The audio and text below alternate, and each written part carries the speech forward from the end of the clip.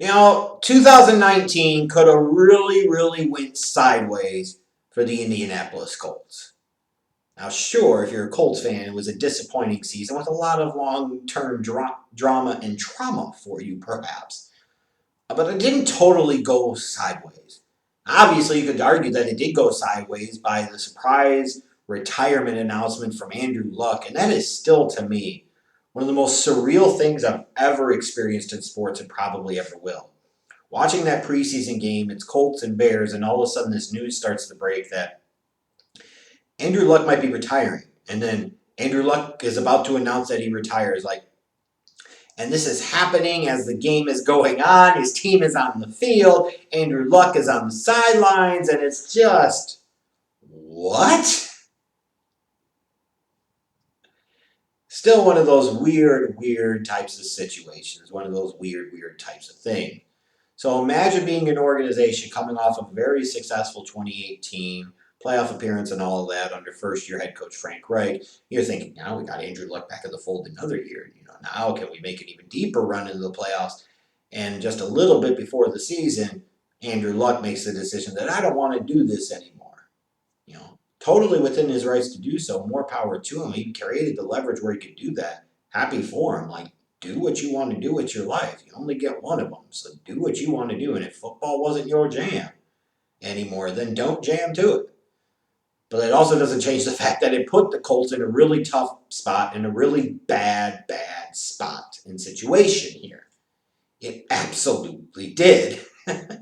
So now you're in a situation where you think it's going to be Andrew Luck, and instead, surprise, it's Jacoby Brissett that's going to be given the reins. And even though the offense struggled mightily through the air and the defense struggled against the pass, and they had to deal with a myriad of different injuries to key guys at different points in time, missing a certain amount of games, such as T.Y. Hilton and Darius Leonard and Marlon Mack. This is a team that still got off to a 6-4 start. So it's a team that was still in position in spite of all of that. So you're looking at it and saying, hey, this Frank Reich might be coach of the year this year. This Colts team may still be a playoff team. And then, unfortunately, the wheels did kind of fall off a little bit there towards the end, losing 5 of their last 6 games. So, you go from a situation of, the Andrew Luck retirement is like a nut shot. Then you get off to a good start. And then you get the gut shot, and you kind of fall apart down the stretch. It's not surprising to me then, as a result, that going into this offseason, that general manager Chris Ballard was a little more aggressive and trying to get the taste of 2019 out of the mouth of the organization, saying, you know what, we need to make some moves and make some changes that get us in a better position where we feel comfortable about trying to win now. And it's the right call. It's what they had to do. Because this is a team that hasn't had to put themselves in a bad way in terms of the salary cap. This is a team that's done a good job of acquiring draft pick capital and acquiring key core talent that they still will have in the fold for several years. So now was the time to go out there and shake shit up a little bit and be aggressive.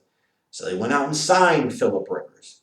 And you could say what you want about what you think he might have left in the tank or how he played last year for the Chargers, but the reality is Phillip Rivers, even at age 39, is an upgrade over Jacoby Brissett, even at his advanced age and just somewhat declining skills. But you put Phillip Rivers now in a situation where he actually has a legitimate offensive line protecting for him, and maybe things will be a whole lot better, and he'll help to get more out of some of the young skill talent that you have.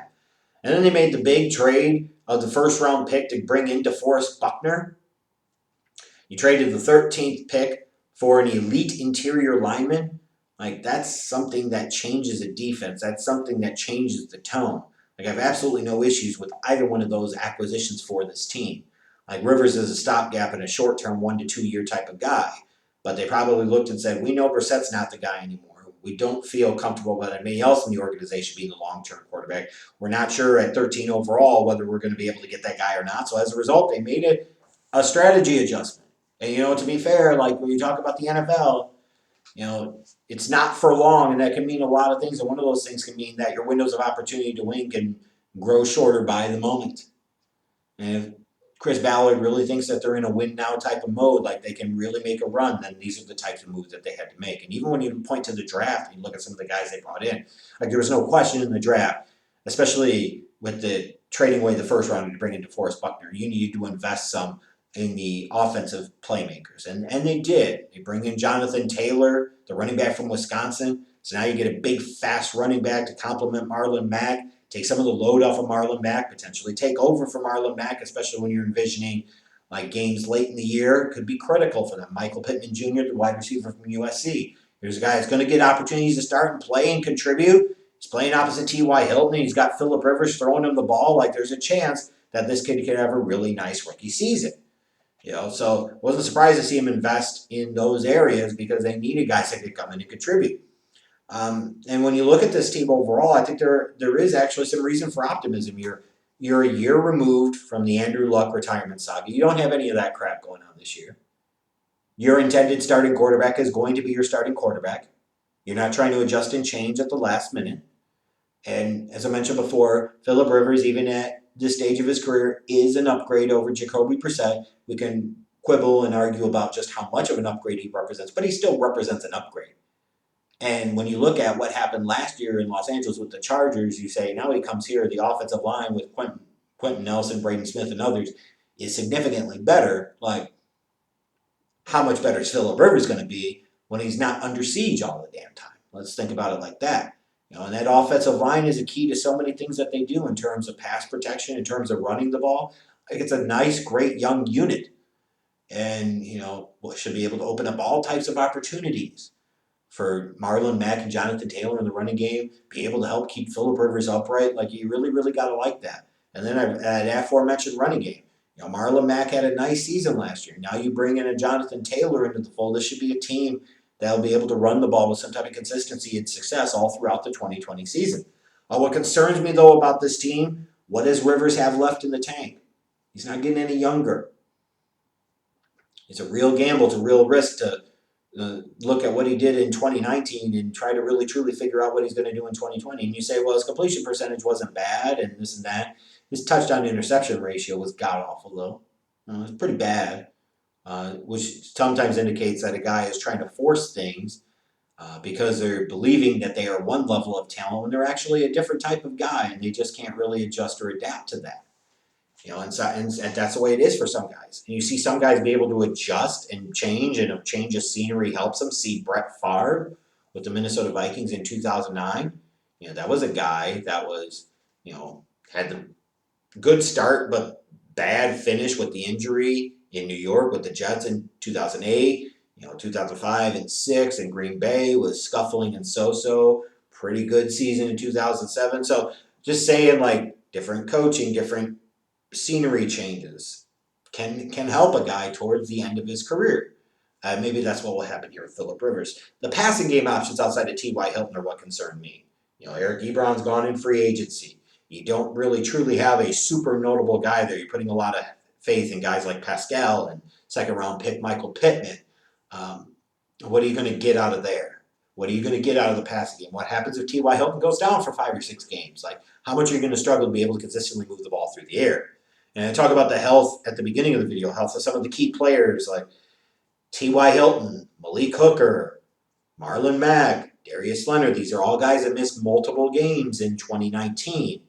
You would like to be able to keep all those guys healthy as much as possible throughout 2020 because if you can, it will make a difference and probably a big difference for this team, especially if you can keep Hilton, Leonard, and Hooker healthy. Like, those to me are the 3 key guys. And I say that, and then it'll be somebody else that gets some dramatically bad injury that really changes things. But, it's those types of guys. You want Darius Leonard on the field for 16 games. You want T.Y. Hilton on the field for 16 games. You want Malik Hooker to actually be able to play 16 games. Because when they do, they can make a difference, and they can have an impact and a big one at that. And I think defensively, I still have some concerns about the secondary and that pass defense. Like, maybe bringing in a DeForest Buckner, pairing him with a Justin Houston will allow you to get a more consistent pass rush. That may be, and that can help disguise and mask some of the things going on in the back end of that defense, but I'd be lying if I said I didn't still have some concerns. When I look at this team, though, I thought the acquisition of DeForest Buckner was big. The signing of Phillip Rivers does represent an upgrade at the quarterback position. I think they've got a quality head coach in Frank Reich. They've got some other good pieces on this team. I think this is right now the best team in the AFC South and the team most likely to win the division. And they probably won't win it any type of runaway or anything. You're talking about like 10 or 11 wins at most, maybe.